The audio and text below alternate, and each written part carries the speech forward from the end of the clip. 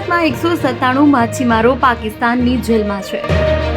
પાકિસ્તાન નેવીએ ભારતીય સરહદ પર માછીમારી કરતા માછીમારોને પકડી લીધા હતા। ગુજરાતના નાયબ મુખ્યમંત્રી અને સરકારના પ્રવક્તા જીતુ વાઘાણીને માછીમારો મળવા પહોંચ્યા હતા। બધા માછીમારો કોવિડ-19 રોગચાળા દરમિયાન પકડાયા હતા। આજે અમે ગુજરાત સરકારને આવેદનપત્ર આપવા આવ્યા છીએ અને સરકારને માછીમારોને મુક્ત કરવાની વિનંતી કરવા આવ્યા છીએ।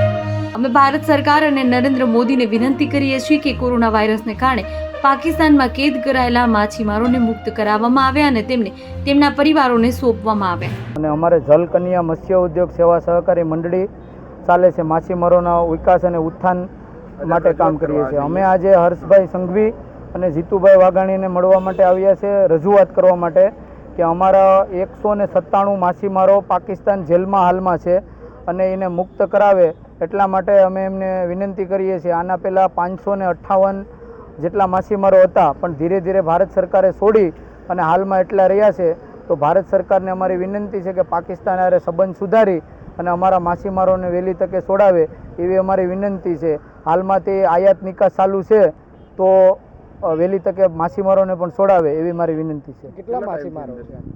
6 વર્ષથી છે માછીમારો અને હાલમાં 197 માછીમારો છે। છેલ્લે હમણાં 8/11 એક બોટ પકડાણી, તે થઈને 197 માછીમારો પાકિસ્તાન જેલમાં છે અત્યારે હાલ। અગાઉ તમે કોઈ રજૂઆત કરી? અગાઉ અમે જયશંકર વિદેશ મંત્રીને કરી હતી, પરસોત્તમભાઈ રૂપાલાને કરી હતી, પરસોત્તમભાઈ સોલંકીને કરી હતી અને આજે અમે હર્ષભાઈ સંઘવી અને જીતુભાઈ વાઘાણીને ખાસ મળવા માટે આવ્યા છે આ બાબતે।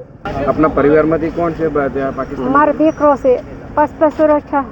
મારા દીકરાની માનસિક બીમારી છે। મારા દીકરાને કંઈ સીઠી આવતી નથી, કાઢતી નથી। અમારે આખું પગું રજા। મારો દીકરો કામનારો એક જ હતો, તો પાકિસ્તાનની જેલમાં છે। તો તમે મોટા મોટા પાસ થયો અમારા વિનંતી કરો। કેટલા ટાઈમથી જેલમાં છે? 5 વર્ષ થયા। કોઈને રજૂઆત કરી આ મુદ્દે?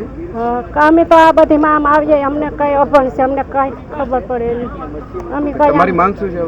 અમારે બીમારી છે, મારા છોકરાની માનસિક બીમારી છે, દવા ચાલુ છે, 5 વર્ષ થયા। તોય કોઈ સરકારને અમે એટલી વિનંતી કરી કે અમારા દીકરાને અમને ઝટ છોડાવો। અમારે ખાવા પીવામાં અમારે આખું પગું રહી ગયા। અમારે કોઈ કામનારું નથી મારા દીકરા માટે। મારા